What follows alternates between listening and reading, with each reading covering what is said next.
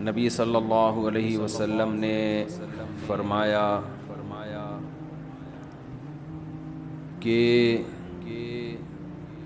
لیلۃ القدر میں یہ دعا زیادہ پڑھا کرو، اللہم انک عفو تحب العفو فاعف عنا۔ اے اللہ تو معافی کو پسند کرتا ہے، سراپا معافی ہے، بس تو ہمیں معاف کر دے۔ قرآن میں دو جگہ اللہ نے لیلۃ القدر کی فضیلت بیان کی، ایک سورہ دخان میں اور ایک سورہ قدر میں۔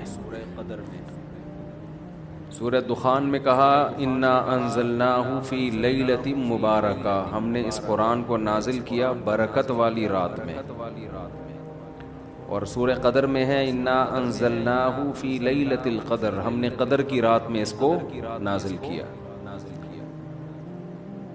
اور دونوں جگہ قرآن میں ہے تنزل الملائکۃ والروح فیہا من کل امر باذن ربہم من کل امر، کہ فرشتے اس رات میں اللہ کے حکم کو لے کر نازل ہوتے ہیں۔ اور سورہ دخان میں کہا فیہا یفرق کل امر حکیم، ہر حکمت والے فیصلے اس رات میں کیے جاتے ہیں۔ تو یہ سب لیلۃ القدر کے بارے میں ہے، اس کو لوگ شب برات پر لے جاتے ہیں۔ اور قرآن میں ہے خیر من الف شہر، 1000 مہینے سے بہتر ہے۔ تو اس لیے لیلۃ القدر کو تلاش کرنا چاہیے، ہمیں متعین طور پر وہ بتائی نہیں گئی ہے، بتایا گیا تھا نبی صلی اللہ علیہ وسلم کو، لیکن آپ کو بھلا دیا گیا۔ اس میں حکمتیں ہیں، مصلحتیں ہیں۔ بڑی حکمت یہ ہے کہ اگر بتا دی جاتی تو ہم رمضان کے آخری عشرے میں پوری میں عبادت نہ کرتے، پورے سال سوتے رہتے، پورے رمضان سوتے رہتے، اور خاص اس رات کو کچھ اللہ اللہ کر لیتے۔ اور یہ بھی خطرہ تھا بتا دی جاتی تو اس میں گناہ کا عذاب بھی 1000 گنا، سینکڑوں گنا بڑھ جاتا، پھر حجت تمام ہو جاتی، پھر کوئی گناہگار یہ نہیں کہہ سکتا تھا کہ بھائی مجھے کیا پتا تھا آج لیلۃ القدر ہے، بڑا عذاب آ سکتا تھا اللہ کا، کوئی اس رات میں گناہ کرتا۔ تو اس لیے اللہ کی حکمت نے اس بات کا تقاضا کیا کہ اس رات کو چھپا دیا جائے۔ اب امکانات ہیں، پہلی بات تو رمضان میں ہوگی، اتنی بات تو تقریباً یقینی ہے۔ دوسری بات رمضان کے آخری عشرے میں ہوگی، یہ بھی تقریباً یقینی ہے۔ اب آخری عشرے میں پھر ہمیں یقینی نہیں بتایا کون سی رات، یہ بتا دیا گیا کہ طاق راتوں میں، ان راتوں میں امکان زیادہ ہے، اور بعض حضرات کے نزدیک 27ویں میں امکان اور بھی زیادہ ہے، بعض حضرات کا موقف ہے، لیکن یقینی بات نہیں ہے۔ تو طاق راتوں میں یعنی کوشش تو کریں رمضان کے آخری عشرے میں عبادت کریں، ورنہ کم سے کم آخری درجہ کیا ہے کہ رمضان کی طاق راتوں میں خود بھی نماز، تلاوت اور دعا میں دل لگائیں، اور اپنے گھر والوں کو بھی نمازوں اور تلاوت میں لگائیں، دعاؤں کو، بچوں کو بھی لگائیں، اٹھایا کریں رات کو جا کے کہ بیٹا اٹھو، تھوڑا اللہ اللہ کر لو، نماز پڑھ لو، کچھ اللہ سے دعائیں مانگ لو۔ دعا کو بہت فوکس کرنا چاہیے، آج کل دعاؤں کو چھوڑ دیا بالکل، حالانکہ سب سے بڑی عبادت ہی دعا ہے۔ دعا میں اللہ اور بندے کا جو کنیکشن ہوتا ہے نا، وہ نماز میں بھی نہیں بنتا، وہ تلاوت میں بھی نہیں بنتا، وہ جو تعلق بنتا ہے نا اللہ اور بندے کا دعا میں، وہ کسی عبادت میں نہیں بنتا۔ تلاوت کا مطلب تو یہ کہ اللہ آپ سے کیا کہہ رہا ہے وہ سن لیں آپ، اس میں تو یہ فائدہ ہوتا ہے۔ لیکن دعا میں تو آپ اللہ سے تعلق بڑھاتے ہیں نا، آپ اللہ سے مانگتے ہیں۔ تو اس لیے ان راتوں میں خوب گڑ گڑا کے لمبی لمبی دعائیں مانگنے کا معمول بنائیں۔ اعتکاف والے ساتھی بھی بیٹھ جائے کریں اکیلے میں، کہیں کچھ کر لیں، اللہ اللہ سب کچھ مانگ لیں، یہ سوچ کر کہ جو مانگیں گے اللہ ہمیں وہ دے گا۔ جب انسان مانگتا ہے نا پتہ نہیں ملے گا نہ ملے، تو پھر ملتا نہیں ہے۔ اللہ کہتا ہے جب تیرا میرے بارے میں یہ نظریہ ہے کہ میں دیتا ہی نہیں ہوں، تو پھر مانگتا رہے بیٹھ کے، میں نہیں دوں گا۔ اللہ میں استغنا بہت ہے۔ اللہ کا معاملہ یہ ہے کہ اللہ میں استغنا بہت ہے. اللہ کے سامنے جھکو گے تو وہ چپڑ پھاڑ کے دے گا, تھوڑی سی بھی اکڑ دکھاؤ گے تو پھر اللہ کا کچھ نہیں بگاڑ سکتے, پھر خود ہی رلتے رہو گے, ساری زندگی برباد ہوتے رہو گے. جیسے نبی صلی اللہ علیہ وسلم نے ایک بوڑھے کو بخار میں دیکھا, فرمایا کہ طہور, یہ بخار تمہارے گناہوں کو معاف کرے گا, خیر برکت کا ذریعہ ہے. وہ بیچارہ کہیں غصے میں تھا, اس نے کہا یہ ایک بڈھے کو تنگ کرنے کے لیے آیا ہے. آپ نے فرمایا اب ایسا ہی ہوگا, یہ گناہوں کی معافی کا ذریعہ نہیں بنے گا. تو دعا میں مانگیں یہ سوچ کر کے یقینی طور پر اللہ میری دعا کو قبول کرے گا, اور بار بار مانگتے رہیں. مانگیں کیا, یہ بڑی پرابلم ہے, یہ بڑا مسلمان کے ساتھ مسئلہ ہے. بھائی بڑی بڑی چیزیں مانگیں اللہ تعالیٰ سے. سب سے بنیادی ضرورت ہماری کیا ہے؟ فمن زحزح عن النار وادخل الجنة فقد فاز, جسے جہنم کی آگ سے بچا لیا گیا اور جنت میں داخل کر دیا گیا, وہ ہے اصل کامیاب. یہ مانگو اللہ تعالیٰ سے, اے اللہ مجھے جنت. مانگنے کا مطلب پتہ ہے کیا ہوتا ہے؟ یہ نہیں ہوتا کہ میں انہی بدماشیوں میں رہوں لیکن آخرت میں مجھے معاف کر کے جنت میں داخل کر دینا, یہ قطعاً مطلب نہیں ہے. جنت مانگنے کا مطلب یہ ہے کہ اے اللہ وہ کاموں کی توفیق دے دے جن کی وجہ سے جنت ملتی ہے. یہ تو بہت کفر ہے ایک طرح کا کہ میں رہوں ایسے ہی, اور یہ تو گویا اللہ کی آیات کا مذاق اڑانے والی بات ہوگی. تو ہدایت مانگے, ہدایت, سیدھا راستہ, ایسا راستہ کہ جس پہ چل کے کیا ملتی ہے؟ جنت. اس راستے پہ چلا دے, یہ سب سے زیادہ مانگا کریں. اور جو دین کے کام میں لگے ہوئے ہیں, مبلغین ہیں, علماء ہیں, دینی مدرسے کے طلبہ ہیں, وہ ایک اور دعا بہت زیادہ مانگا کریں, کیونکہ ان کو صرف جنت تھوڑی چاہیے, ان کو تو یہ چاہیے کہ ہمیں اللہ نے پیغمبروں کا وارث بنایا ہے, تو ہم سے اے اللہ تو دین کا کام بہت زیادہ لے لے, جو ہمارا مقصد ہے, ہمارا ہدف ہے.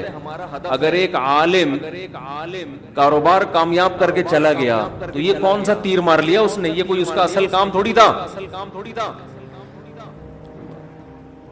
ایک عالم شادی کر کے 4 شادیاں کی اور دھڑا دھڑ بچے پیدا کر کے دنیا سے چلا گیا, کام تو یہ بھی اچھا کیا اس نے, لیکن یہ اس کا اصل ہدف, یہ تو کوئی بھی کر سکتا ہے. یہ تو ابو ذہبی کے جو سابق بادشاہ تھے, ان کے میرے خیال ہے 100 کے قریب کہا جاتا ہے بیٹے تھے ان کے, دھڑا دھڑ شادیاں کی انہوں نے. وہ لوگ تو پھر طلاقیں دے دے کے بھی کرتے رہتے ہیں نا عرب بادشاہ, انہیں کوئی نہیں پوچھتا کہ طلاق دے بھی دیں, آپ اور نہیں یہ گھر کا شروع کر دینا, پٹو گے برے طریقے سے. ویسے بھی شریعت میں پسندیدہ کام نہیں ہے طلاق دینا, لیکن عرب لوگوں کے پاس پیسہ بہت ہے, وہ بھائی ایک بیوی کو طلاق دی, یہ بھائی بنگلہ دے دیا, وہ خوش ہوتی ہے, چل بھائی بنگلہ ملا, ایک اور شادی کی, تو ان کے ہو جاتے ہیں 100. تو عالم کا اصل کام کیا ہے؟ اللہ اس سے دین کا کام لے. جیسے پیغمبروں کو دنیا میں بھیجا گیا دین کی خدمت کے لیے, وہ اگر وہی نہ کریں تو پھر ان کا مقام اور مرتبہ ہے, ظاہر ہے ان کا مقام کس لیے؟ دین کی خدمت. تو جو دینی مدرسوں کے طلبہ ہیں, علماء ہیں, ان کا تو یہ فرض ہے کہ اتنا مانگے اللہ سے کہ اللہ ہماری صلاحیتیں ضائع نہ ہوں, تو ہم سے دین کا بہت زیادہ کام لے لے. ایک عامی آدمی بھی یہ دعا مانگ سکتا ہے, لیکن طلبہ اور علماء کے لیے اس کی اہمیت زیادہ ہے. تو اس میں ہمارے حضرت یہ دعا بتایا کرتے تھے, اے اللہ اخلاص کے ساتھ کام لے لے دین کا, کیونکہ دین کے کام میں بہت دفعہ ریاکاری آتی ہے. کام دین کا ہوتا ہے لیکن پھر آدمی کی اپنی انا شامل ہو جاتی ہے, اپنی پبلسٹی, میں بڑا بن جاؤں, میری پروموشن ہو, مجھے لوگ واہ واہ کریں, یہ نفس کی خواہش اس میں کیا ہوتی ہے شامل, اور اس سے دین کا کام تو ہو جاتا ہے, آپ کو قیامت کے دن ٹکے کا بھی اجر نہیں ملتا. کیوں؟ حدیث میں آتا ہے ان اللہ رب یؤید ھذا الدین برجل فاجر او کما قال صلی اللہ علیہ وسلم, اللہ بعض دفعہ کسی فاسق سے بھی دین کا کام لے لیتے ہیں.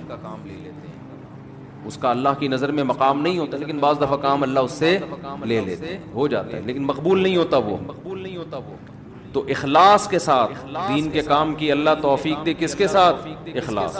دوسرا عافیت کے ساتھ. دین کے کاموں میں آزمائشیں بہت ہیں, جیلیں بھی ہیں, لوگوں کی صلواتیں بھی ہیں. تو انسان اللہ سے دعا یہی مانگے کہ عافیت کے ساتھ ہو جائے, آزمائشوں میں نہ گھروں میں.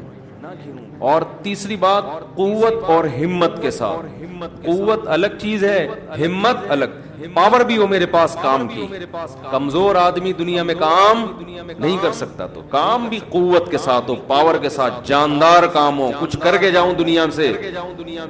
لوگ کہیں بھائی, لوگ کہیں نہ کہیں, اللہ کہے کہ کچھ کر کے گیا. لوگوں کو بعض دفعہ پتہ ہی نہیں ہوتا, کر کوئی اور رہا ہوتا ہے, کیش کوئی اور کرا رہا ہوتا ہے. تو اللہ کو پتہ ہے, اللہ کہے کہ واقعی تو کچھ کر کے آیا ہے. اور چوتھا, ہمت کے ساتھ. طاقت ہوتی ہے, بہت سے طاقتور ہم نے دیکھے ہیں سستی کی وجہ سے کام نہیں کر رہے ہوتے, پوستیوں کی طرح پڑے رہتے ہیں. وہ پاور بھی ہوتی ہے, بولنے کی طاقت, چلنے کی طاقت, دوڑنے کی طاقت, لیکن کیا ہر دوڑنے والا دوڑتا بھی ہے؟ اس کے لیے ہمت بھی تو چاہیے نا. کمزور میں ہمت ہوتی ہے, طاقت نہیں ہوتی. طاقتور میں, یعنی اگر کمزور میں ہمت ہو, طاقت نہ ہو, وہ بھی کسی کام کا نہیں. آپ میں طاقت ہے مگر ہمت نہیں ہے, آپ بھی کسی کام کے نہیں ہیں. تو ہمت کے ساتھ, تو یہ 4 الفاظ کے ساتھ دعا مانگا کریں.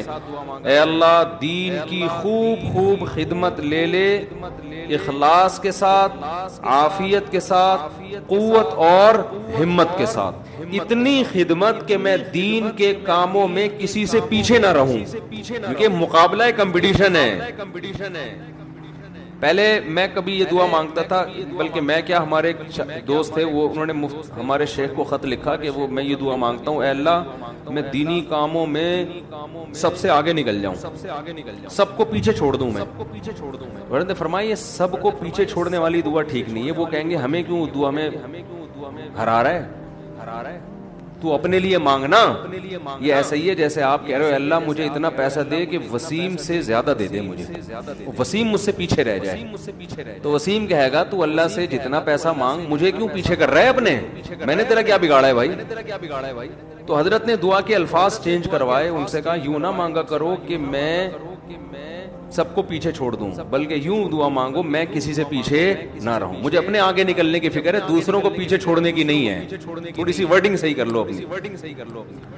تو یہ 2 دعائیں بہت مانگا کریں. اپنی اولادوں کے لیے مانگ لیں, مجھے ایسی اولاد دے دے جو نیک اور صالح ہو, دین کی خدمت کرے. اللہ کی نظر میں دیکھو, آپ کی اولاد مالدار ہے نا, آپ تو خوش ہوتے ہیں میرا بچہ کتنا بڑا منگلا. اللہ کی نظر میں اس کی ویلیو 2 ٹکے کی بھی نہیں ہے. اگر اللہ کی نظر میں ان پیسوں کی, گاڑی بنگلے کی کوئی 2 ٹکے کی حیثیت ہوتی نا, تو موسیٰ کلیم اللہ کو اللہ سب سے زیادہ مال دیتا, سب سے زیادہ مال.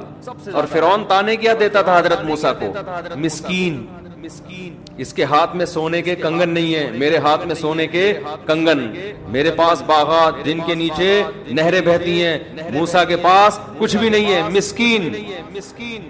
آپ اپنی اولاد کو چاہتے ہو کروڑ پتی بن جائے, دولت مند بن جائے, یہ ابے بھائی مسافر خان ہے, لعنت بھیجو یار.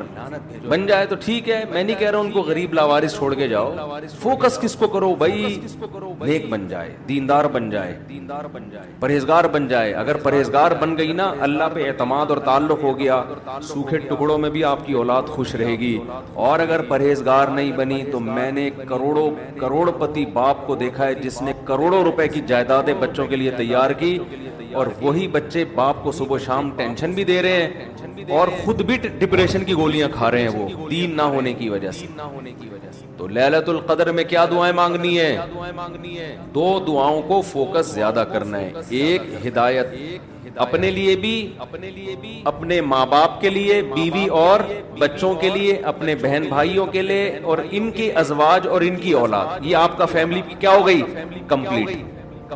یوں دعا مانگے, اے اللہ عافیت والی زندگی دے, سیدھے راستے پہ چلا دے مجھے, میرے والدین کو, والدین میں باپ دادا سب آ گئے, نانا نانی سب آ گئے, میرے والدین کو, میرے بیوی بچوں کو, میرے بہن بھائیوں, ان کی ازواج اور ان کی اولاد. ازواج میں شوہر اور بیوی دونوں آ گئے, تو یہ آپ کی فیملی کیا ہو گئی؟ کمپلیٹ. تو یہ سب کے لیے دعا کر دی. تو چند دعائیں, موضوع چل پڑا ہے تو میں بتا دیتا ہوں جو مانگنی چاہیے, کیونکہ ہمارے یہاں دعا ہی نہیں, عجیب طریقے سے دعائیں مانگی جا رہی ہوتی ہیں. چند دعائیں بہت ضروری ہیں جو ان لیلۃ القدر میں آپ نے کثرت سے مانگنی ہے. ایک دعا سب سے پہلے میں نے بتایا کیا مانگنی ہے؟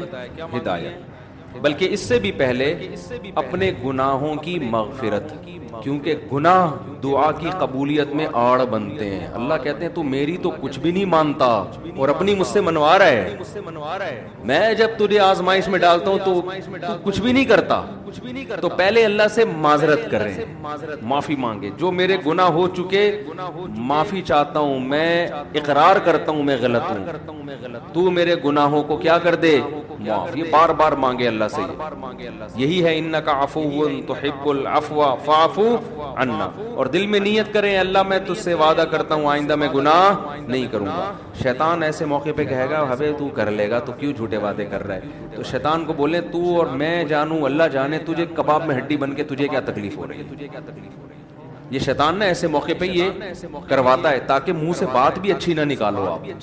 شیطان آئے گا اور کہے گا کہ بھائی تو دعائیں مانگ رہا ہے کہ تو میں دوبارہ نہیں کروں گا، تو نے کرنا تو ہے یہ کام دوبارہ، کیوں اپنے آپ کو دھوکہ دے رہا ہے؟ تو آپ شیطان سے کیا بولو، بھائی میرا معاملہ اللہ کا معاملہ، تیرے کو بیچ میں تکلیف کیا ہو رہی ہے؟ جیسے میں جب شادی کر رہا تھا تو لوگ محلے والے کہہ رہے تھے مفتی صاحب کو کیا ہو گیا، پھر تیسری شادی کر رہے ہیں، تو ایک صاحب نے کہا بھائی اپنے خرچے پہ کر رہے ہیں، لڑکی کے ابا راضی ہیں، تو آپ کو تکلیف کیا ہو رہی ہے؟ ان کے گھر والوں کو ہو تو سمجھ میں آتا ہے۔ تو یہی بات شیطان کو سمجھا دیا کریں، صحیح ہے،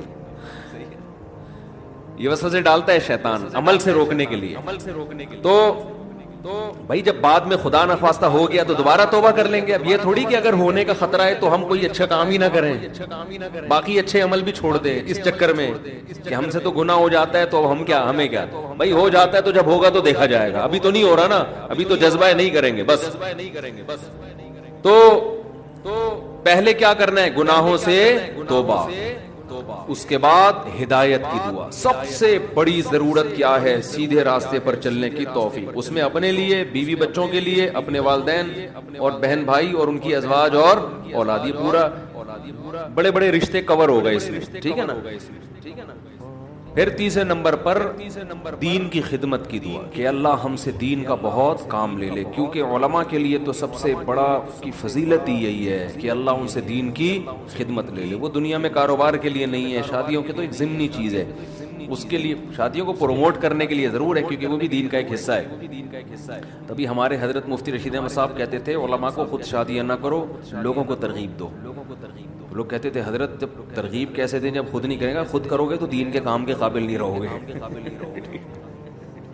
اتنے جھگڑے ہوں گے نا کہ بس اسی کام کے رہ جاؤ گے اور کسی کام کے نہیں رہو گے۔ تو البتہ یہ سنت ہے ضروری تو لوگوں کو ترغیب دو، لیکن وہی بات ہے کہ ایسے ترغیب دیں لوگ کہیں گے خود کر نہیں رہا۔ تو دوسری دعا کیا کرنی ہے، اے اللہ دین کا کام مجھ سے بہت زیادہ لے لے۔ تاجر ہے وہ بھی دعا کر سکتے دین کا کام لے لے، اللہ اس کے مال سے مدارس بنوا دے، مسجدیں بنوا دے، یتیم خانے کھلوا دے، کتنی بڑی بات ہے۔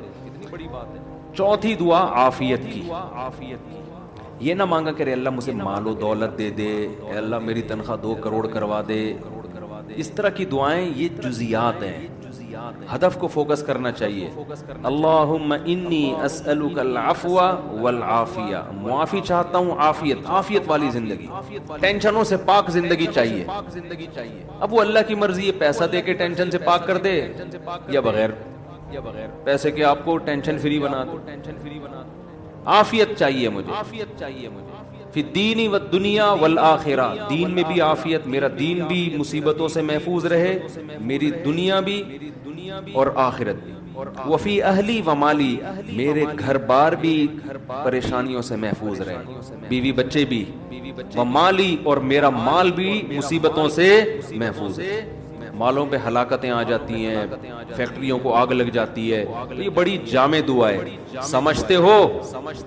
اس کے بعد ایک دعا اللہ سے اور مانگ لو، شادی شدہ آدمی کے لیے گھر ایک بڑی ٹینشن ہوتا ہے، وہ کہہ سکتا ہے کہ میں اللہ سے مصیبت سے پناہ مانگ رہا ہوں، تو مصیبتیں تو میں نے گھر میں خود پالی ہوئی ہیں۔ شادی شدہ لوگ، بعض لوگوں کی یہ رائے ہوتی ہے، تو یوں دعا مانگو، ربنا ہب لنا من ازواجنا وذریاتنا قرۃ اعین، اے اللہ ہمیں ہماری ازواج یعنی بیویوں اور اولاد کی طرف سے آنکھوں کی ٹھنڈک، یہ دعا عورت بھی مانگ سکتی ہے کیونکہ زوج کا لفظ بیوی پر بھی اور شوہر پر بھی، آنکھوں کی ٹھنڈک دے، ان کو ہماری آنکھوں کی ٹھنڈک بنا دے، جب ہم گھر آئیں تو خوشی ہو میری وائف بیٹھی ہوئی ہے ماشاءاللہ، میرے بچے بیٹھے ہوئے، خوشی ہو، یہ نہ ہو کہ جب گھر آئے تو پتہ چلا بیگم میکے گئی ہوئی ہے تو خوشی سے پاگل ہو جائے آدمی، جیسے کہ آج کل ہو رہا ہے، وہ موقع ہی نہیں ملتا دیکھنے کا۔ وہ ایک آدمی کا دکھایا، اس کی بیوی میکے جا رہی ہے تو وہ بڑا پریشان نہ کہ یار جا رہی ہے، افسوس ہوا، اور ادھر منہ کر کے خوشی سے ناچ رہے، ٹھیک ہے نا، تو یہ کنڈیشن نہ ہو۔ اے اللہ ہمارے گھر والوں کو اور اولاد کو ہمارے لیے آنکھوں کی ٹھنڈک، آنکھوں کی ٹھنڈک کا یہاں مطلب یہ ہے کہ ان کو نیک بنا دے، ان کو کیا بنا دے؟ نیک شریف شرفا، نماز روزے میں لگے ہوئے ہوں، گھر جاؤ تلاوت کا ماحول ہو، دعاؤں میں لگے ہوئے ہوں، تلاوت کر رہے ہوں، تو جس کی فطرت صحیح ہو اسے یہ عمل دیکھ کر اس کی آنکھیں کیا ہو جاتی ہیں؟ ٹھنڈی۔ اور اگر آپ گھر میں گئے، بیگم صاحبہ ڈرامہ دیکھ رہی ہیں، سین چل رہا ہے بڑا ٹائٹ قسم کا نا، اور بچے بھی پب جی پہ لگے ہوئے ہیں، فلمیں دیکھ رہے ہیں، میوزک سن رہے ہیں، خدا کی قسم اس سے آپ کی آنکھیں ٹھنڈی نہیں ہوں۔ میں لوگوں سے کہتا ہوں اپنی بچی کو اسکارف پہناؤ، پراپر ڈریس پہناؤ، پھر دیکھو کتنی پیاری لگے گی آپ کو، اور آپ اس اسکارف جو ہے نا اور اسکرٹ پہنا دو، سلیو لیس کپڑے پہنا دو، آپ کو وہ آنکھوں کی ٹھنڈک نہیں لگے۔ گھر کا ماحول دینی ہو، طہارت کا، نماز کا، تلاوت کا، معمولات کا۔ تبلیغ والے کروا دیتے ہیں، اپنی عورتوں کو تبلیغ میں وقت لگواؤ گے تو گھر میں یہ معمولات شروع ہو جائیں گے۔ تبلیغ میں بڑی جان ہے، بڑے بڑے لوگوں کو میں نے دیکھا ہے، بیگم کنٹرول میں تھی، تبلیغ میں لے گئے، صحیح ہو گئی، گھر کا ماحول بن گیا۔ اور گھر کا ماحول عورت سے بنتا ہے، آدمی سے نہیں بنتا۔ تو آنکھوں کی ٹھنڈک بنا دے، وَجْعَلْنَا لِلْمُتَّقِينَ اماما، یہ اسی کی تفسیر ہے، اور ہمیں پرہیزگاروں کا امام بنا۔ یہ مطلب نہیں کہ اگلے الیکشن میں ہم جیت جائیں، پرہیزگاروں کا امام کا مطلب امام تو ہم ہیں ہی، ہمارے ماتحتوں کو پرہیزگار کر دے، اچھے لوگوں کے سربراہ ہوں ہم۔ تو بیوی بچے آپ کے ماتحت ہوتے ہیں نا، تو ہمیں ان کو کیا بنا دے؟ تو پرہیزگار بنا دے۔ تو یہ دعا بھی بہت امپورٹنٹ ہے، اللہ نے نیک لوگوں کی صفات میں یہ دعا بھی بیان کی ہے کہ وہ ہم سے یوں دعا مانگتے ہیں۔ اور دو دعائیں اور جلدی سے بتا دوں، یہ ٹاپک نہیں تھا، لمبا ہوتا جا رہا ہے مسلسل، اس پہ میں مستقل انشاءاللہ بیان کروں گا۔ دو دعائیں اور لیلۃ القدر میں، اور ویسے بھی معمول بنائیں۔ ایک دعا یہ کہ جہنم کی آگ سے خلاص، بار بار قرآن یہ بیان کرتا ہے، جنت کی طلب اور جہنم کی آگ سے خلاصی۔ قرآن بار بار کہتے ہیں ہمارے نیک بندوں کے دل میں جنت کی اتنی لالچ ہے کہ راتوں کو اٹھ اٹھ کے اللہ کو پکارتے ہیں کہ اللہ ہمیں اس جنت کا وارث بنا دے، محروم نہ کرنا اس جنت سے۔ جن کا آخرت پر ایمان نہیں ہے نا، انہوں نے جنت کو دوسرے درجے پہ رکھا ہوا ہے، میں بھی ہو سکتا ہے جنت ہو، مل جائے ٹھیک ہے، اس طرح سے مانگ رہے ہوتے ہیں۔ آپ مجھے بتاؤ دنیا میں آپ کو کوئی ایسا پیکج دیا جائے کہ یہ کر لو تو تمہیں پھر اس کے بدلے میں یہ ملے گا، اس میں 1000 گز کا بنگلہ ملے گا، اور ایسا بنگلہ ہوگا، کروڑوں روپے کا بنگلہ ہوگا، اس میں پھر تمہاری بڑی اچھی شادی ہو جائے گی، بہت خوبصورت بیوی ملے گی تمہیں، اور اس میں تمہاری خوراک ایسی ہوگی، تمہاری جوانی 100 سال تک رہے گی، ہیں بھائی، اور تمہیں جناب کروڑوں کروڑوں روپے کی گاڑیاں ملیں گی۔ یعنی جنت کے 10ویں حصے کی بات اگر ہم سے کی جائے دنیا میں، تو میرا خیال ہے سارا دن اس کی تلاش اور طلب کے علاوہ ہمارا کوئی کام نہیں ہوگا، کیونکہ یقین ہے نا اس دنیا کو دیکھا ہوا ہے، آخرت کو دیکھا نہیں ہے۔ تو اللہ تعالیٰ کہتے ہیں کہ ہمارے نیک بندے راتوں کو اٹھ کے اللہ سے کیا مانگتے ہیں؟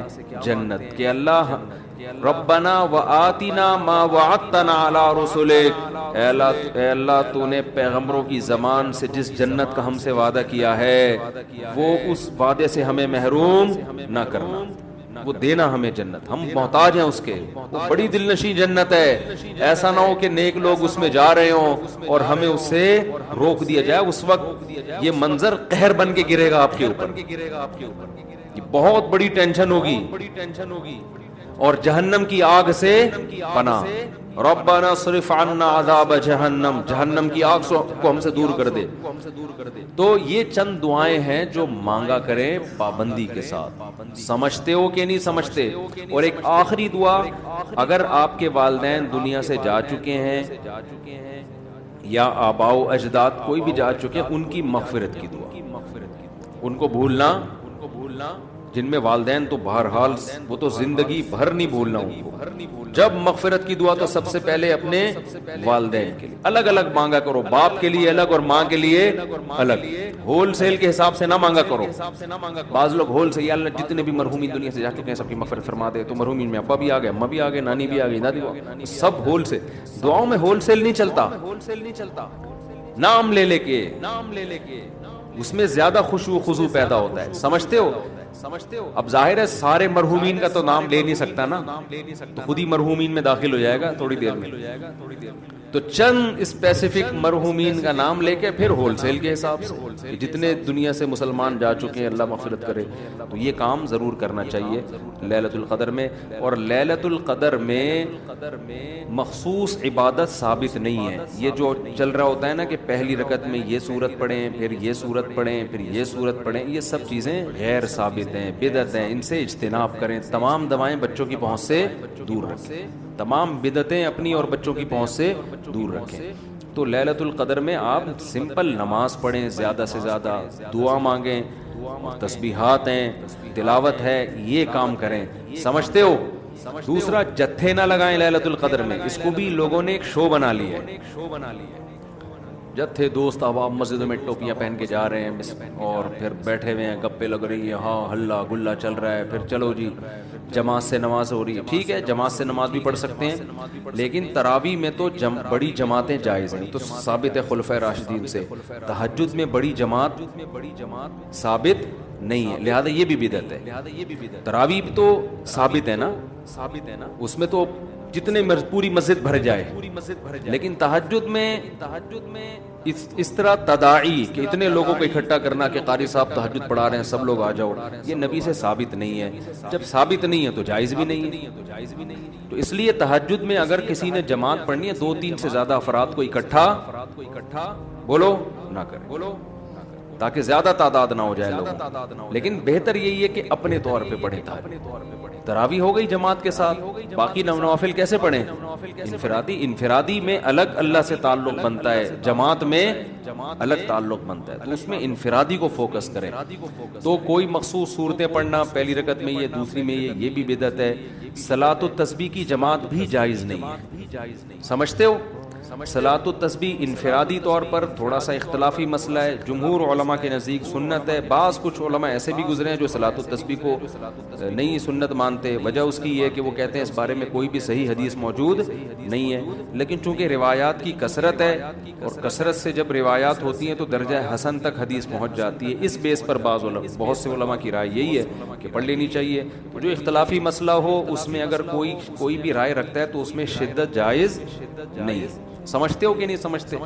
تو اچھا، میرا موقف چونکہ یہ والا ہے جو ابن تیمیہ رحمہ اللہ کا موقف تھا، تو میں کیا، میری اوقات کیا، بعض بڑے علماء کا بھی وہی موقف ہے، تو اس لیے تو میں بھی اسی موقف کو مانتا ہوں. لیکن کوئی فتویٰ میں یہی دیتا ہوں جو جمہور کا ہے کہ بھائی ٹھیک ہے، جو مفتہ بھی قول تو یہی ہے کہ پڑھ لینا چاہیے. عبداللہ بن مبارک، علامہ ناصر الدین البانی رحمہ اللہ نے اس مسئلے میں عبداللہ بن مبارک کی تقلید کی ہے.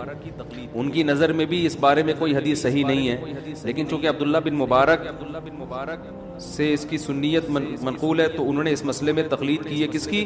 عبداللہ ابن مبارک کی. اتنے بڑے آدمی پڑھتے تھے تو ٹھیک ہے.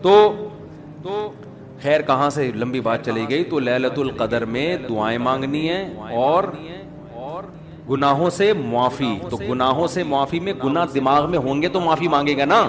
تو پہلے اپنے گناہوں کے بارے میں سوچنا بھی ہے کہ میرے اندر خرابیاں ہیں کیا. تو دیر آر 2 types of خرابیز. خرابیوں کی کتنی قسمیں ہیں؟ 2. ایک اللہ سے معاملہ ٹھیک نہیں ہے، ایک اللہ کے بندوں سے. تو اللہ سے جو معاملہ ٹھیک نہیں ہے، فرض نماز آپ کے ذمے، روزے آپ قضا کر رہے ہیں، بد نظری کر رہے ہیں، سود کھا رہے ہیں، زنا کر رہے ہیں، انٹرنیٹ پر فحش فلم فلمیں دیکھ رہے ہیں، داڑھی کاٹ رہے ہیں اور ازار ٹخنوں سے نیچے رکھتے ہیں اور زکوٰۃ نہیں دیتے، یہ سب کس کے حقوق ہیں؟ اللہ کے۔ حج نہیں کیا، فرض ہوا ہے آپ کے اوپر۔ اور مخلوق کے حقوق کیا ہیں؟ سب سے پہلے دیکھنا ہے وراثت تو پھوڑ پھاڑ کے نہیں بیٹھا ہوا میں کہیں، ابا کا انتقال ہو گیا ویسے تو نہیں میں کسی کا حصہ کھا رہا ہوں۔ بہن کے حقوق میں آتا ہے نا، وراثت پھوڑ پھاڑ کے بیٹھا ہوا ہے تو وہی سب سے پہلے بہن کی وراثت اس کے حوالے۔ بڑا بھائی ہے تو چھوٹے بھائیوں کا حق تو نہیں کھا رہا، سمجھتے ہو؟ تو مخلوق میں سب سے پہلے مالی حقوق ہے، پھر دیکھو قطع رحمی تو نہیں کی ہوئی، ایسا تو نہیں کوئی قریبی رشتہ دار ہو جس کو پورے سال آپ پوچھنے کی توفیق ہی نہیں ملتی، تو قریبی رشتہ داروں کو منا لو، تھوڑا سا ہیلو ہائے کر لو، سلام دعا کر لو ان سے، کیا جا رہا ہے اس میں؟ تو یہ موٹے موٹے رشتہ داروں کے حقوق یہ سوچ کے اللہ سے توبہ کر لو اور وہ حقوق ادا کر لو، پھر لیلۃ القدر بنے گی۔ جس طرح سے آج کل لیلۃ القدر منائی جا رہی ہے نا، حالانکہ وہ منانے کی چیز نہیں ہے، لیکن جس طرح سے منائی جا رہی ہے اس طرح تو بھائی ہزاروں لیلۃ القدر آ جائیں تو کیا فائدہ، تھوڑی بہت عبادت کا ثواب تو مل جائے گا، لیکن جو فضیلت ہے گناہوں سے توبہ کی توفیق، اور اللہ تعالیٰ فیصلے کرتے ہیں پورے سال، تو جب جو وراثت کھانے کا ارادہ کر کے بیٹھا ہوا ہو اس کے لیے کیا فیصلے ہوں گے پورے سال، کو سوچ لو آپ۔ تو یہ تھوڑا لیلۃ القدر کے حوالے سے کچھ باتیں تھیں، اللہ عمل کی توفیق دے بس۔